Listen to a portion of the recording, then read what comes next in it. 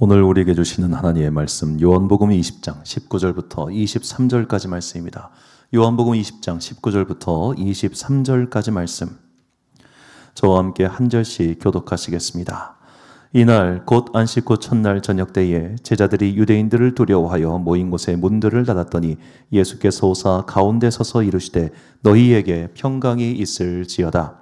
이 말씀을 하시고 손과 옆구리를 보이시니 제자들이 주를 보고 기뻐하더라. 예수께서 또 이르시되 너희에게 평강이 있을지어다. 아버지께서 나를 보내신 것 같이 나도 너희를 보내노라. 이 말씀을 하시고 그들을 향하사 숨을 내쉬며 이르시되 성령을 받으라. 23절 함께 있습니다. 너희가 누구의 죄든지 사하면 사하여질 것이요 누구의 죄든지 그대로 두면 그대로 있으리라 하시니라. 아멘. 부활로 예배하라 라는 제목으로 하나님의 말씀 선포하겠습니다. 어제 제가 한 10여 년 정도 중보기도 해드렸던 장로님께서 주님의 부르심을 받으셨습니다. 그래서 정확히 금요일 날 소천을 하셔가지고 어제 아침에 일찍 장례식장에 다녀왔습니다. 이 장로님 같은 경우는 참 존경할 만한 분이셨는데, 제가 존경하는 이유는 다른 게 아니라 그의 자녀들, 이제 그 아들 하나 딸 셋을 키우셨는데 이 자녀들 참 믿음 가운데 잘 키우셨어요. 그래서 그의 자녀들의 자녀들, 그러니까 그분의 손자들이죠. 손자들까지 모두가 다 믿음 생활을 잘 하고 있는 집입니다. 그래서 이 가정은, 이 장로님 가정은 매해 2번씩 설 명절과 이제 추석 명절 때 온 가족이 모여서 가정 예배를 드립니다. 자식들, 며느리 사위, 그리고 손자들, 손자 며느리 사위 다 해서 총 18명이 모입니다. 18명이 모여서 다 같이 예배를 드리는 게 저는 매우 신기해 보였습니다. 이분이 33년생이십니다. 1933년생. 자식들이 다 이제 환갑이 넘었습니다. 여러분, 자식들은 30만 넘어도 부모 말 안 듣습니다. 30 넘은 자식이 부모가 교회 가란다고 가겠습니까? 안 가요. 그러니까 60에 가까운 자식들이 그의 자식들까지 교회를 다니게 만들었고 그의 증손자들까지 교회를 다니게 만들었다는 것은 이 아버지 때부터 분명히 이어온 믿음을 자식들이 전수받았고 그 믿음을 또 다음 자식들이 전수받았다는 거죠. 그야말로 믿음의 복을 받은 믿음의 명문가라 할 수 있겠습니다. 어떻게 그 장로님이 그런 믿음의 명문관을 이루었을까? 저는 그게 오랫동안 궁금했습니다. 단순히 이게 아버지가 엄하다고 해서 될 수 있는 게 아니거든요. 아버지가 엄하면 자식들은 30살 전에 엇나가요. 예배 안 드립니다. 교회 안 갑니다. 그런데 어떻게 4대째 이르러서까지 이렇게 믿음을 잘 지킬 수 있었을까? 그 고민을 그 어떤 질문을 갖고 있었는데 어제 장례식장 가서 그게 해소가 되었습니다. 이분이 이북의 황해도 분이십니다. 황해도에 계시다가 이제 한국 전쟁 때 남한으로 내려오셔가지고 경기도 연천군 천산면에 자리하셨습니다. 여러분, 혹시 경기도 연천이라는 곳을 알기는 아십니까? 가보신 분은 계신가요? 없구만.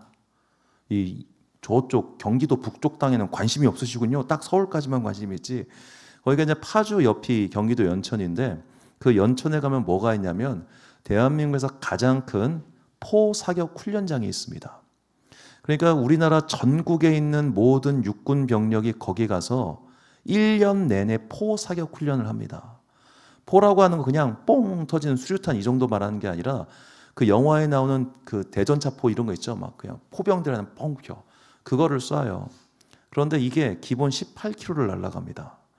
그러면 18km 앞에 이 포병들이 쫙 자리를 해야 되고 이 포 한 발 쏠 때마다 잘못하면 자동차 유리창이 깨질 정도로 그의 음이 큽니다. 그러니까 한마디로 반경 30km 이내에 민가가 없어야 돼요. 그리고 포탄이 떨어질 만한 표적지가 될 만한 산이 있어야 됩니다. 그런 것이 경기도 연천입니다. 즉 경기도 연천은 해방 이래 지금까지 땅값이 오른 적이 없는 땅이라는 이야기입니다. 부동산 개발 통일 전에는 불가능합니다. 거기. 그런 곳에 자리를 잡았습니다. 그리고 농부로 사셨습니다. 무슨 돈이 있었겠습니까? 그저 자식들 겨우겨우 학교 보낼 돈 정도밖에 없었습니다. 자, 가난한 집에서 자식 아들 하나 딸 셋을 키웠습니다. 녹록하지 않았겠죠. 그 자식들 전부 다 자주성가한 자식들입니다. 부모 돈 받아 성공한 사람 한 명도 없습니다. 그러면 마음속에 조금 원망이 없었을까요? 내가 조금 더 부자 아버지를 만났다면, 조금 더 우리 부모님 나 좀 서포트 해줬으면 내가 지금보다 훨씬 잘 살 수 있을 텐데 라는 불평이 있을 수도 있지 않습니까? 그런데 그 자녀들이 그런 게 하나도 없어요. 여전히 아버지를 사랑하고 어머니를 사랑하고 존경하고 아껴줍니다. 돈도 없는 아버지를 뭐하러 아껴줘요? 돈이 있으니까 귀하게 여기는 거지. 안 그래요? 냉정하게 말해서. 그 모습이 되게 생경했어요. 어떻게 저게 가능할까? 어떻게 저게 가능했을까? 보니까 이 장로님이 부활의 소망을 가지고 그 믿음을 가지고 살았기 때문이에요. 자, 이게 무슨 말이냐? 부활의 믿음이란 우리가 죽어서 천국을 가기 때문에 오늘의 삶에서 평화를 이루는 것을 뜻합니다. 여러분, 교회 다니면서 교회에서는 세상 인자하다가 집에만 가면 폭군되는 사람이 있습니다. 교회에서는 세상 착하다가 집에만 가면 온갖 신경질과 화를 내는 사람들이 있습니다. 그런 사람들은 안타깝지만 믿음의 평화를 얻지 못한 사람들입니다. 믿음의 평화. 자, 오늘 예수님께서 부활하셨습니다. 그리고 부활하셔서 첫 번째로 제자들에게 하신 말씀이 너희에게 평강이 있을지어다 라고 하십니다. 평강. 자, 이 평화, 평강, 화평, 평안 다 똑같은 말이에요, 사실. 히브리 말, 헬라어는 똑같습니다. 평화, 평강, 평안, 화평. 히브리어로는 샬롬, 헬라어로는 에이레네. 자, 저 한자어를 보면 모두가 공통적으로 들어가는 말이 있죠. 공평할 평자입니다. 나만 행복하면 평화로운 게 아닙니다. 공동체가 함께 평화로워야 됩니다. 공동체가 함께 평화롭다는 이야기는 오늘 나의 삶에서 일어난 피곤한 일, 오늘 나의 삶에서 일어난 괴로운 일들을 공동체로 끌고 가지 않는다는 이야기입니다. 오늘 설교 다 까먹어도 좋습니다. 이거 하나만 기억하십시오. 여러분이 오늘 세상에서 겪은 화와 분노와 짜증을 제발 주차장에서 다 버리고 올라가십시오.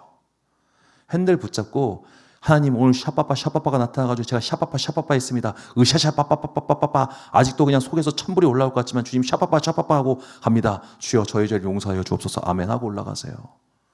다 쏟아놔요. 아니면 그냥 퇴근하는 길에 교회 들려서 여기서 욕 다 하고 가요. 하나님 나 오늘 진짜 막 샤빠빠 해가지고 샤빠빠. 안 그러면 집에 가자마자 집안 꼬라지 보고 여러분 열낸다니까요. 야 양말 누가 이렇게 접으랬어. 야 빨래가 이게 뭐야. 그냥 집안 꼴을 보면 또 천불이 나요. 그러면 바로 튀어나가는 거예요. 그러면 그 집안에 평화가 있겠습니까? 없어요. 왜 똑같이 믿음 생활을 하는데도 복을 받는 집안이 있고 복을 못 받는 집안이 있더라는 거예요. 제가 이게 오랫동안 궁금증이었거든요. 왜 저 사람은 저렇게 믿음 생활 열심히 했는데 교회에서 존경받는 장로고 직분자인데 왜 저 집안은 꼴이 저 모양 저 꼴이고 저 집안도 똑같이 열심히 했는데 저 집안은 막 자손 대대로 자잘돼. 이게 무슨 차이일까? 보니까 평화가 있느냐 없느냐에 더라고요. 평화가 있느냐 없느냐. 정말로 부활의 소망을 가진 사람은 평화가 있습니다. 왜? 첫 번째로 하나님과 평화를 이루었기 때문입니다. 부활은 하나님과 평화를 이룬 평화의 소식이에요. 예수 그리스도께서 우리의 죄를 대신하여 십자가에 돌아가신 말미암아 하나님과 우리 사이에 평화가 이루어진 겁니다. 그 평화의 결과로 우리가 어떻게 되었냐? 바로 하나님의 가족이 되었어요. 에베소서 2장 16절과 19절 말씀 보니까 원수된 것을 십자가로 소멸하시고 하나님과 화해시켰습니다. 그러므로 이제부터 여러분은 뭐다? 하나님의 가족입니다. 우리가 하나님과 가족이 되었기 때문에 우리는 이 땅에서 죄의 위협, 사망의 위협 때문에 벌벌 떨지 않는 평화를 이루었다는 겁니다. 우리 고민은 그런 고민할 때 없습니까? 죄 짓고 나서 괜히 찔릴 때, 죄 짓고 나서 뭔가 캥길 때. 그리스도 예수의 구원의 속량으로 말미암아 하나님의 자녀가 된 자들은 더 이상 그런 죄 때문에 떨리지 않는다는 거예요. 왜? 주님 앞에 나와 회개하면 되니까. 주님 앞에 나와 용서를 빌면 되니까. 그런데 용서를 빌지 못하는, 주를 믿지 않는 자들은 언제 경찰에 걸릴까봐, 언제 내가 드러날까봐, 언제 그런 걸까봐 벌벌벌 떨면서 그 두려움 때문에 아이의 두려움을 잊기 위한 다른 방법으로 도피하죠. 계속해서 하나님과 멀어지는 겁니다. 하나님과 멀어지는 인생을 사는 사람에게는 평화가 없습니다. 평화가 없기 때문에 하나님과 멀어진 사람은 삶 속에서 평화가 등장하지 않는 거예요. 여러분, 돈이 있으면 평화로울 것 같습니까? 절대 아니라는 것 좀 알잖아요. 돈 있고 건강하면 평화롭습니까? 내 삶의 문제가 다 해결되면 평화롭습니까? 아니요. 내가 돈이 있으면 내 자식들이 강도로 보일 겁니다. 내가 뼈 빠지게 변동 갖고 내 등골 빼먹는 자식들이라는 말이 저절로 튀어나올 겁니다. 꼴 보기 싫어질 겁니다. 왜? 내가 돈이 많으니까. 내가 갑이 됐으니까. 얼마나 비기 싫겠습니까? 저것들만 없으면 내가 더 많이 잘 살 수 있는데. 여러분, 그때부터는 자식이 왼수예요. 가족이 짐이에요. 돈이 우리의 평화를 지켜주지 않습니다. 건강이 평화를 지켜줍니까? 건강하기 때문에 그 건강 갖고 자식 패는 인간들이 얼마나 많은데요. 그 건강 가지고 그냥 집안을 쑥대밭으로 만드는 인간들이 얼마나 많은데요. 그 건강 가지고 뻘짓하다가 망한 인생이 얼마나 많습니까? 여러분, 제발 세상이 바라는 것이 우리의 평화를 이루는 조건이 될 거라 생각하지 마십시오. 진짜 평화는 먼저 하나님과 화목할 때부터 이루어지는 겁니다. 하나님과 화목해야 비로소 하늘에서 맺힌 것이 풀리는 거예요. 그 다음에 우리는 땅의 일을 풀리는 겁니다. 로마서 8장 2절과 6절 말씀 보니까 이는 그리스도 예수 안에 있는 생명의 성령의 법이 죄와 사망의 법에서 너를 해방하였습니다. 육신의 생각은 사망이요 영의 생각은 생명과 평안이니라. 아멘. 이 영의 생각이 주는 생명과 평안이 있었기 때문에 그 장로님은 그 힘든 농촌 생활에서 그 열심히, 여러분, 이북에서 내려온 사람이 무슨 자산이 있었겠어요. 16살 때 내려와가지고 아무것도 없는 소년이 그냥 맨 땅에다 헤딩해가지고 땅 파가지고 논밭 갈구고 평생 농사다 돌아가셨어요. 평생 농사다. 근데 참 감사한 게 이분이 93세에 돌아가신 건데 병원에 6개월 정도 입원해 계셨고 의식이 없는 거 한 열흘 정도? 열흘도 한 일주일 정도 의식 없다 그렇게 돌아가셨습니다. 감사한 일이죠. 그가 인생의 고단함을 자식들에게 전가시키지 않았기 때문에 자식들이 부모 그렇게 사랑하고 사는 거예요. 오늘 내 인생의 고단함을 혹시 다른 사람에게 전가하고 있지는 않습니까? 오늘 나의 인생의 피곤함 때문에 그냥 두립대두립 짜증내고 있는 거 아닙니까? 이런 사람들이 하는 말이 있습니다. 이겁니다. 아니, 그러면 집에서 안 풀면 어디서 풀어요? 나 밖에서 맨날 빵긋빵긋 웃으면서 어서 오세요 고객님 이러다가 집에 오면 당연히 천물이 올라오니까 신경질 내고 싶지. 그렇죠? 그런데 그 말에는 이게 함의되어 있는 게 이겁니다. 나는 돈을 버니까 돈 못 버는 너희들에게 함부로 해도 되라는 겁니다. 나는 돈 좀 버니까 집안에서 우세 좀 떨어도 된다는 겁니다. 여러분, 제발 부탁하건대 돈의 노예로 살지 마십시오. 예수 안 믿는 사람이 그렇게 사는 겁니다. 내가 정말 예수를 믿는다면 오늘 이 땅에서 벌어지는 피곤과 고난과 어려움을 제발 나의 기도의 자리에서 해소하시기 바랍니다. 그거 안 하면 평화 안 와요. 자, 그래서 두 번째로 부활은 우리에게 현실의 평화를 줍니다. 이것이 무슨 말이냐? 마태복음 보면 답이 나와요. 마태복음 6장 31절부터 34절 말씀 보니까 그러므로 염려하여 이르기를 무엇을 먹을까 무엇을 마실까 무엇을 입을까 하지 말라. 그런즉 너희는 먼저 그의 나라와 그의 의를 구하라. 그리하면 이 모든 것을 너희에게 더하시리라. 그러므로 내일 일을 위하여 염려하지 말라. 내일 일은 내일이 염려할 것이요 한날의 괴로움은 그날로 족하니라. 아멘. 자, 예수님께서는 분명히 염려하지 말라라고 하십니다. 여기서 염려하다라고 번역하는 헬라어 메림나오는 원어가 메리조예요. 나뉘다 분열하다는 겁니다. 나뉘다 분열하다. 그의 마음이 하나님만 바라보지 못하고 지상의 일들로 나뉘어 버린 겁니다. 하나님께서 이미 맺힌 것을 푸셨고 평화가 이루어졌는데 그 평화를 나의 삶의 자리로 이루지 못하는 거예요. 그런 사람들은 믿음은 있는데 어떤 믿음이냐? 나중에 불 가운데 구원받는 믿음입니다. 불 가운데 구원받는 믿음이란 믿음의 열매가 없는 구원을 뜻합니다. 오늘 내가 여기 있는 계신 모든 분들은 다 그리스도 예수의 보혈로 말미암아 하나님과 화평을 이루었습니다. 내가 그걸 느끼지 못할 뿐이지 그건 이미 법정 효력이 끝난 거예요. 효력이 발생했어요. 내가 느끼지 못할 뿐이지 꽝꽝꽝 하나님께 도장 찍어주셨다고. 그런데 그 도장의 효력을 오늘 나의 마음속에서 이루기 위해서는 어떻게 해야 되냐? 이 질문을 하는 겁니다. 그 평화가 내 삶 가운데 임하지 않으면 우리는 어떻게 되느냐?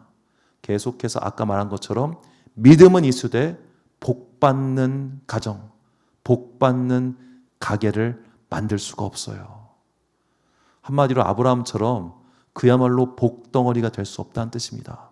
아브라함의 인생에 대해서 제가 성경 강의 때 말씀을 드렸지만 아브라함은 그야말로 복의 전염꾼이었어요.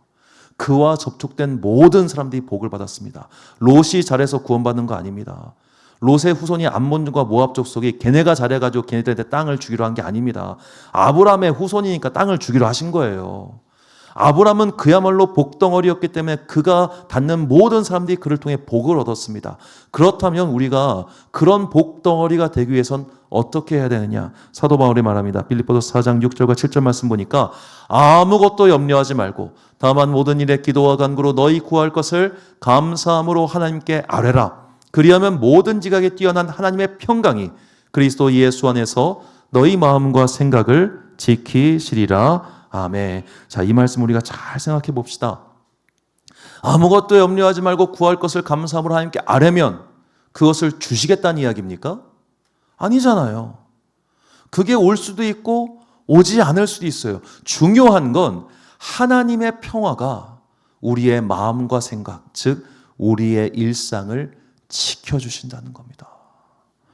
오늘 혹은 내일 또 일터로 가셔서 일하시는 분들 계실 겁니다. 그러면 뭐 좋은 일이 있겠습니까? 샤빠빠 라빠빠 하다 오겠죠. 제가 차마 여기서 욕을 할 수 없으니 그렇게 생각하시면 되겠습니다. 여러분 집에 가면 짜증나잖아요. 왜 이렇게 한 번만 하면 듣지를 않는가?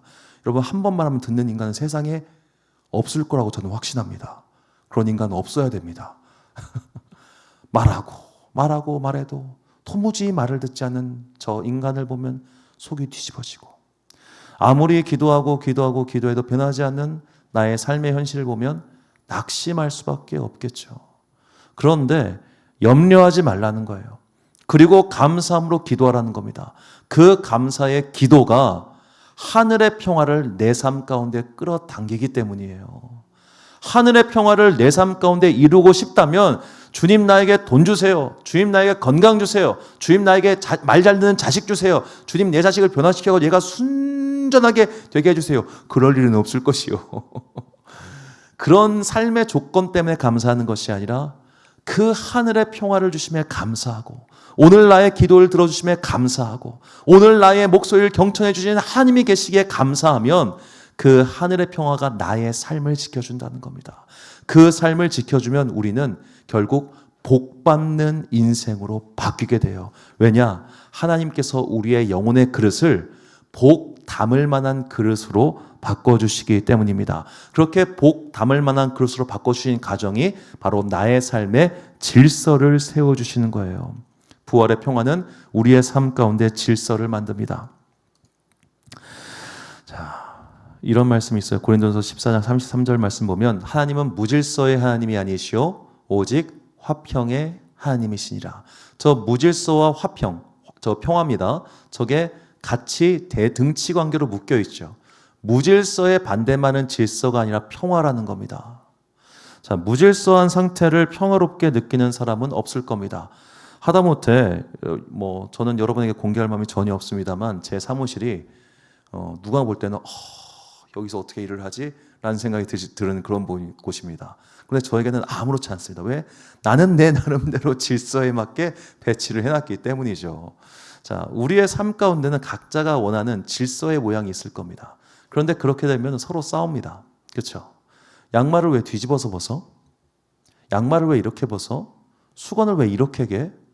왜 이런 식으로 하는 거야? 왜 양말과 수건을 같이 넣지? 자, 우리는 빨래만 갖고도 서로 원수가 될 수 있습니다. 정말 피곤한 겁니다. 여러분의 세탁기에서 화평이 이루어졌다면 할렐루야를 외치십시오. 그건 정말 어려운 평화입니다. 자, 서로 다른 질서가 있잖아요. 그 서로 다른 질서를 어떻게 하나로 만듭니까? 보여주고 가르쳐주는 겁니다. 보여주고 가르쳐주는 것.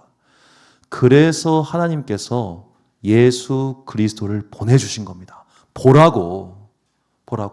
그리스도의 삶을 보고 그의 제자들의 삶을 보고 성경의 인물들의 삶을 보고 너희도 이렇게 살아라 하고 비유를 하자면 예수 그리스도라는 모델하우스를 주신 거예요. 모델하우스를. 여러분 모델하우스 가보셨죠? 저도 우리 아파트 단지 모델하우스 갔었습니다. 저는 그런 이사를 오면은 그런 집이 있을 줄 알았습니다. 다르더군요. 모델하우스와 우리의 실제 집은. 자, 모델하우스는 좋은 거예요. 그런데 모델하우스에 살 수는 없어요.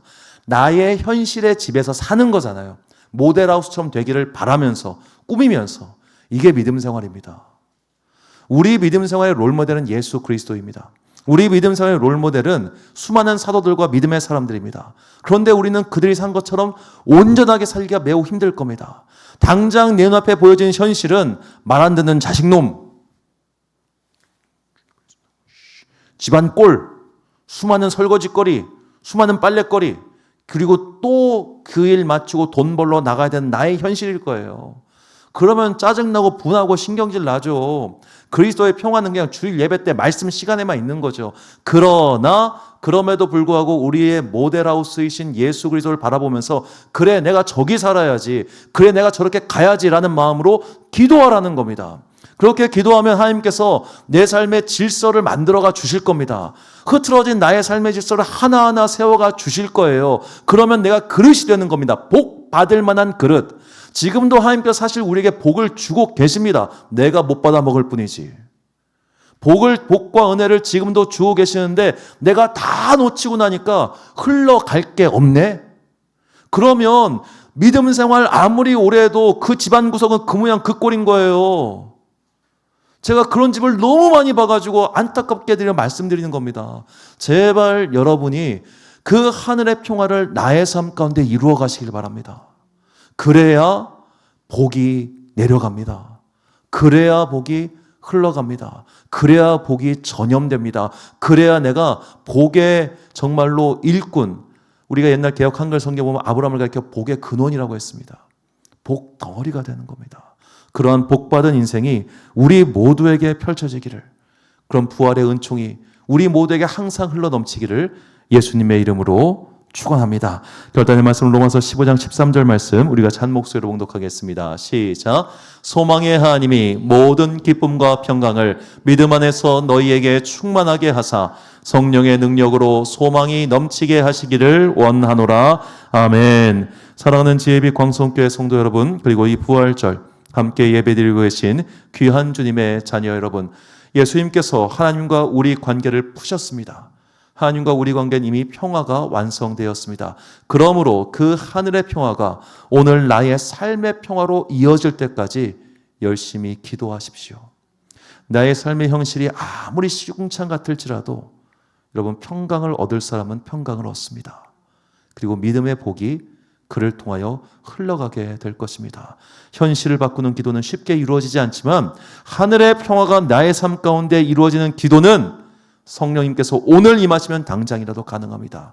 그 평화가 나의 삶을 온전한 질서의 삶으로 바꿀 것이며 그 질서가 거룩한 틀이 되어 복이 더 이상 흘러넘치지 않게 할 것입니다. 그 복의 담수호처럼 돼서 정말로 복을 퍼다주는 복의 근원 같은 사람이 되시기를 정말로 진심으로 우리 모두가 그렇게 되기를 예수님의 이름으로 축원합니다. 기도하겠습니다. 사랑과 은혜가 충만하신 아버지 하나님, 예수님께서 부활하셨습니다.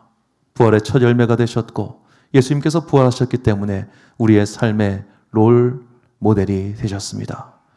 그 롤 모델처럼 우리도 살아가기를 소망합니다. 하나님과 평화를 이루게 하시고 이 땅에서 평화를 얻게 하시고 그리하여 내 삶에서 거룩한 질서가 세워지고 거룩한 복이 잘 담궈져서 그 복을 흘러넘치게 할 수 있는 아름다운 사람들 되게 하여 주옵소서. 우리와 함께하는 모든 사람들이 나를 통하여 주님의 그 살아있는 복을 얻기를 간절히 소망하오며 이 모든 말씀 우리 구주 예수 그리스도의 이름으로 기도드립니다. 아멘.